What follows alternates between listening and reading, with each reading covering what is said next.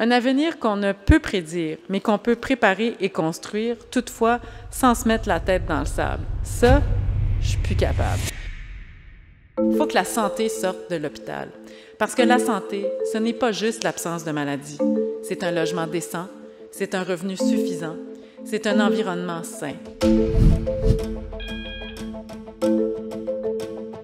La question que vous m'avez posée, quel avenir pour le réseau public de la santé, n'est pas une question anodine.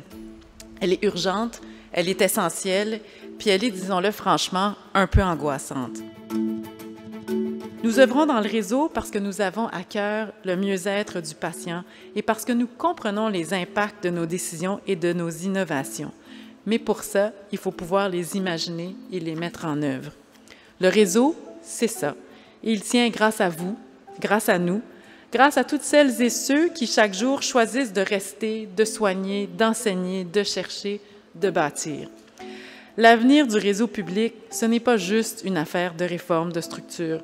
Ce n'est pas une affaire de fusion ou de scission. C'est une affaire de vision, de valeur, de courage collectif, de collégialité. Il faut anticiper, pas juste réagir. Il faut réfléchir à ce qui rend ce réseau unique et ce qui est pertinent à y maintenir. Il faut bâtir des ponts entre les différentes disciplines et les secteurs d'activité, entre les générations. Il faut transmettre, former la relève, ouvrir les portes et laisser la place à cette relève. Il faut savoir passer le flambeau, identifier les talents, les soutenir. Alors, quel avenir pour le réseau public de la santé? Un avenir qu'on ne peut prédire, mais qu'on peut préparer et construire, toutefois, sans se mettre la tête dans le sable. Ça, je suis plus capable. Un avenir qui repose sur l'intelligence collective, sur la diversité des points de vue, sur la capacité à se parler, à s'écouter, à se faire confiance. Le respect des cultures et des traditions autochtones est fondamental pour garantir des soins de santé équitables et efficaces. Un avenir où la science, le politique, la société civile et les patients avancent ensemble. Impliquer les professionnels de santé, les patients et les citoyens dans le processus décisionnel permettra de mieux répondre aux besoins de la population, mais surtout de minimiser nos angles morts. Car, comme le disait Nelson Mandela, la santé est la plus grande richesse.